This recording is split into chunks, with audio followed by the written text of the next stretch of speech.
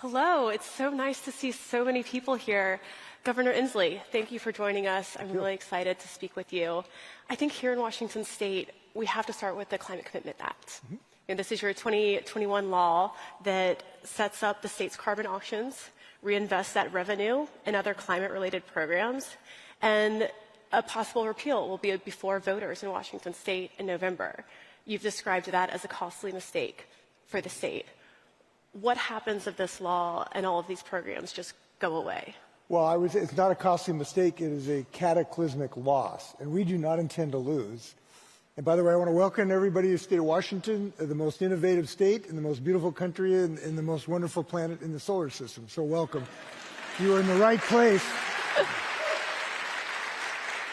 And because we recognize the incredible state we have, we do not intend to lose her. We do not intend to surrender to a pollution blanket that allows special interests to rip us off and then burn us up.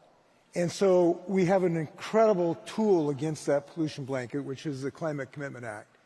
This act reduces pollution. It limits pollution. And by the way, we don't say this enough. Climate change means pollution, and people do not like pollution. And we need to speak of it as pollution because that's what it is. And this, in the first instance, puts a limit on pollution, and it is the most aggressive limit on pollution. On carbon emissions. On carbon emissions in the United States. Secondly, it creates a fund to help families and businesses enjoy the incredible innovative work we're doing in a clean energy future, to help people get heat pumps, to help children get air filtration system in their schools so they can breathe when these forest fires are polluting our skies, so that we can get electric school buses, so we can have better ways to fireproof our facilities, to get people, by the way, we're proud of this, first program to help lower-income people get a lease on an electric vehicle as well. So it is both a limit on pollution, which affects our health, and this is a health issue. It is not just the polar bears. It is our children who are being subjected to an epidemic of asthma. So that's worth fighting for, and we intend to win this. So I wanted to talk about these programs because we've already seen just the threat of repeal is impacting the demand for carbon credits and thus the revenue that comes in. So the most recent auction in June brought in less than $190 million compared to nearly $660 million in the second quarter of last year. So I was wondering if you could explain a little bit what this huge swing in revenue means for those programs that are funded through this Climate Commitment Act. Well, we actually do not think of this as a troublesome sign. This is still going to produce billions of dollars of revenue to help families through this transition, to help companies get going, and we have so many companies that are doing great work here. So we feel it's actually working. What you look at these carbon auction systems, you've typically seen a reduction over time, even when there is no initiative. So we believe we are on a good pace. It is a stable market, and importantly, all of the credits were sold. Over $300 million of money was spent. So there is a demand for this. We think this system is working. And it's working in ways that, we think of this globally, of the global challenge we have. But I think of it from a family perspective. I met a woman over in Walla Walla. She runs a hospice facility, and we got her a heat pump into her facility. And I was asking her about it. And when she was telling me about the difference it's made for her patients, her residents, she started crying. And I go, why are you crying? And she said, you don't understand the difference it's made to the people who, are at the end of life, to be able to have a comfortable room to set their heating in a place that's very, very hot. This is something I look at as a very personal issue for the benefits. And these folks who are trying to take these benefits away is just remarkably callous of A, being climate deniers when we know this pollution is killing the planet, and B, want to take things away from my families. And I'm not going to let anybody take anything away from families in the state of Washington. They deserve this, and they're going to get it. So I wanted to talk about these people, because the last time we spoke, you described those pushing back on your climate work as forces who want to give up on progress. So there are a lot of people who are concerned about the climate, maybe not part of the activist community, but see the impacts of it every day, but might not agree with this approach or might have different ideas. And I was wondering how we make combating climate change and making this a priority, the biggest tent possible, to bring in people of different political persuasions, different ideologies, and make sure that everyone feels like there's a place for them in this fight? Well, the good news is the vast majority of Washingtonians understand climate science. They're not like the MAGA person that denies it and calls it a hoax and says that wind turbines cause cancer. That is a minority position. Vast majority of Washingtonians understand the scientific principles behind climate change. And the way we do this is that folks are now experiencing this in their own lives. 10, 15 years ago, climate change was a graph. It was CO2 parts per million. Now it is the fact that your child can't go outside in August, and this is a reality, 2 of the last 4 years. Our kids couldn't go outside because of the smoke they're choking on from the fires in Canada and from our own forests. We felt that in Washington, D.C. last year. Washington, D.C. Yeah. They're now experiencing the tremendous heat. They're seeing salmon runs decline, that they can't go fishing.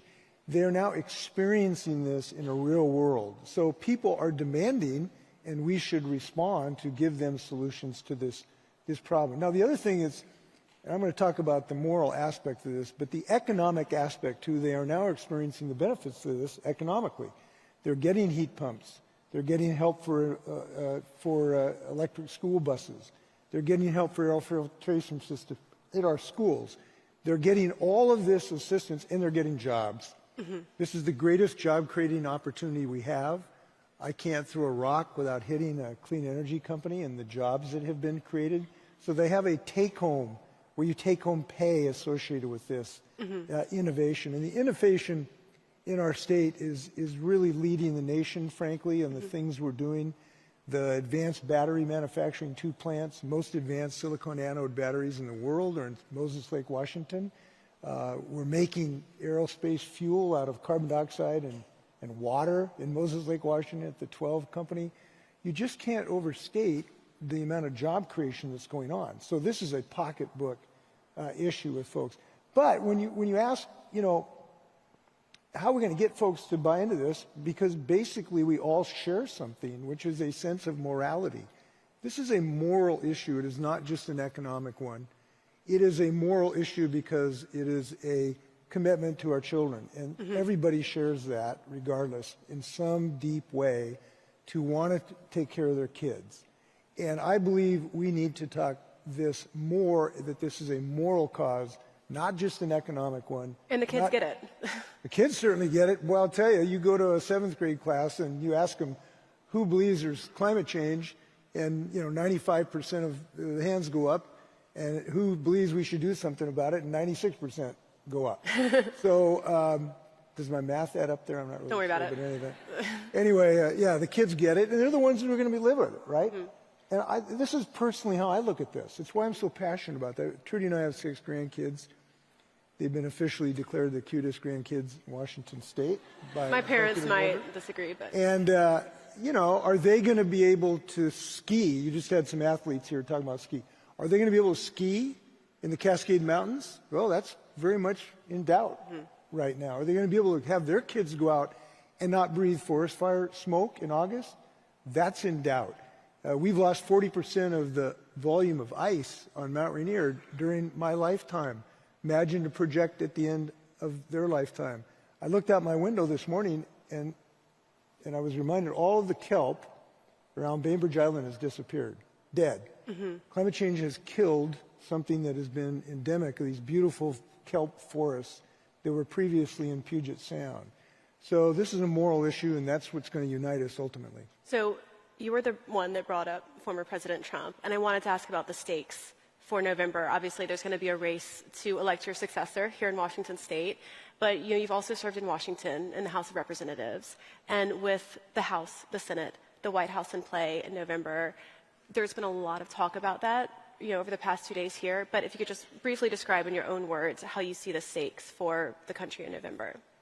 It's the difference between a chance to arrest this horrific train coming down the tracks or letting it run over us. That's the issue in these federal elections.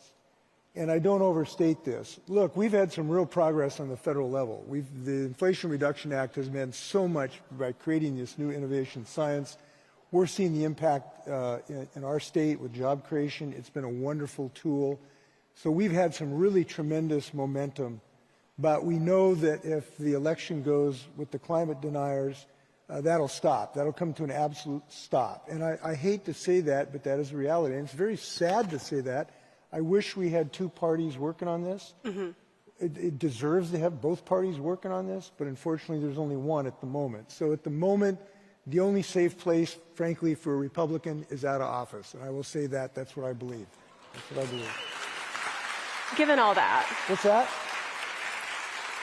I want to say that on a nonpartisan basis, okay? So we'll allow you to have your partisan moment. But given all that, given those stakes, is President Biden the best person to defeat Trump in November? Well, I just focus on how horrific the former president was on this issue. To have any person in public life deny the existence of climate change is unbelievable, and he needs to be kept out of office. So the stakes are high. The stakes are high. I believe President Biden has done some great work on climate, but we got to focus on keeping Donald Trump out of office. That's what I'm focused on, and winning this initiative too. By the way, for those who are interested in this issue, it's not just the White House. We have a battle here with those folks who want to eliminate the Climate Commitment Act. So is Biden the best person to do that in November? People will make that decision, but I can tell you he's done some great work on climate change. I know there's questions, but again, I want to focus on beating Donald Trump. That's what I'm focused on. You've talked about a lot of stuff that's happened here in Washington State that you're very much hoping stays in place, that would be the best option for the state. What else have you done at the state level that should be replicated on a federal level by the next Democratic administration, be it Biden or someone else? Are there any Washington State policies that should be is it time for a national carbon market? So I think, first off, this has worked in our state. We would recommend it to every other jurisdiction because it has worked really effectively in reducing pollution and helping families through this transition. So it's been a very successful program. But beyond that, we need some additional help in the transportation sector. We have a clean fuel standard, but we need the federal government to move forward to allow us to adopt a clean car standard along with California. I mentioned this lease program that I would recommend to people. We need to get lower income people get access to electric vehicles. We're doing very well on this. We've had almost 1 in 5 cars this last year to be EVs, but we want to expand and accelerate that program. We think that our building codes have been extremely successful, and this is the little secret thing in fighting climate change.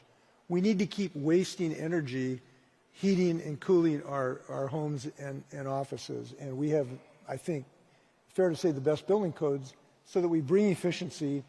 People get less energy costs heating and cooling their homes, and I'm very, very proud in that regard. So these are all suites of things we've done in our state. I would recommend to other states and the federal government, and I think that's possible in both places. You mentioned building codes. There's also another ballot initiative that has not yet been certified by the Secretary of State to prohibit bans on natural gas.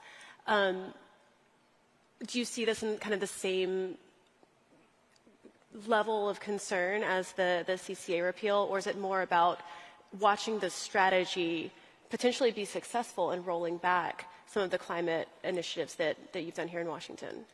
Well, I think both laws are good laws, and we should preserve them. And you hate to ever choose between your children or which one you love the most. But if you force me into that, I would say that the Climate Commitment Act is the great-grandmother of all our activities and would be the largest impact to preserve. And it's the most immediate, too. The other one, frankly, is planning decades ahead from now. This is one that's right now that we have to preserve. And it's working right now. It's helping people get that work. It's helping build our ferry boats. Look, we desperately need new ferry boats. We have 5 now in order of electric ferry boats. If the climate commitment goes back, there's no money there to build new fireboats or new ferry boats. So this is an immediate need. It's where the battle is being fought, and I'm energized by it. So speaking of being energized, you have said that you're planning to run through the tape in your last year as governor. So I know that you still have a lot ahead of you into the fall and into the end of the year. But you've also been very much a national leader, a national voice in this climate conversation. So I'd like to ask what's next for you, not just in terms of like whatever job you might pursue, but also how you inspire the rest of us to make this a priority, because the last time you wanted to do that, you ran for president. Well, that didn't work out really well. You tried. We did talk about climate. Well, no, in a sense, it did work out well because, Sure. 80% of what we proposed has happened in the federal government. So it actually did have an impact, I think.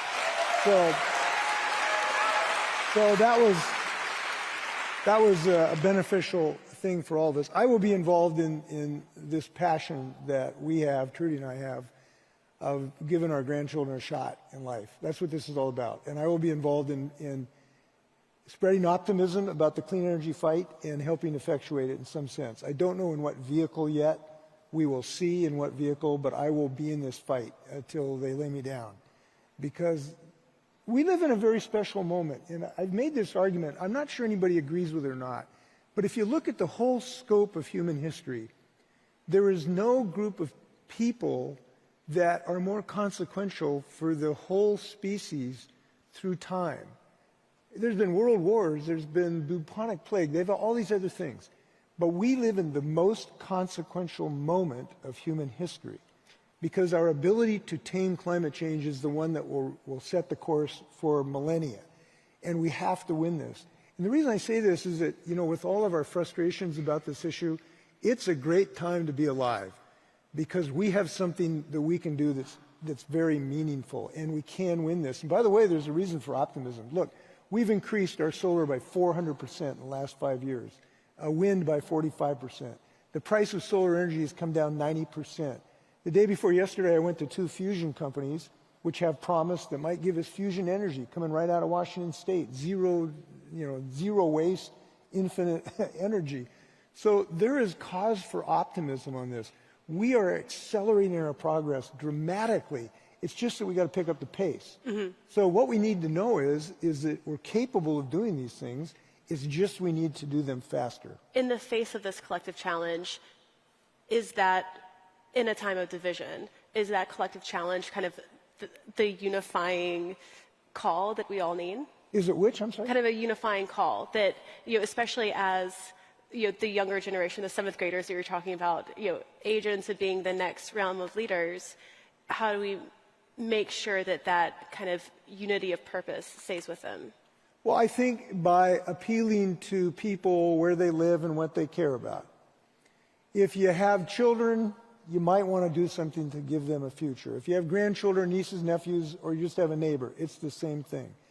If you're a business person and you want to look at how you grow your economy, we are one of the hottest economies in the world right now because of our clean energy revolution that we are experiencing. And when I meet the entrepreneurs, they continue to come to the state of Washington because we recognize that innovation potential on an economic basis. And if you simply like to look at snow in the mountains, we got that solution for you too. So you just meet people to ask them what's important in their life and then talk with them about how to make sure their dreams are realized. And this is something all of us can share in. That's the other thing in these fights. Look, you don't have to be governor or president or senator to get involved in this fight. Everybody here has a social network. Everybody here can, go home and tell people what you think about this issue. And I encourage people to do that, whatever that is. We have power. We have authority in our own lives to affect this. And I encourage people to do that. Governor Inslee, thank you very much. Thank you. Good luck.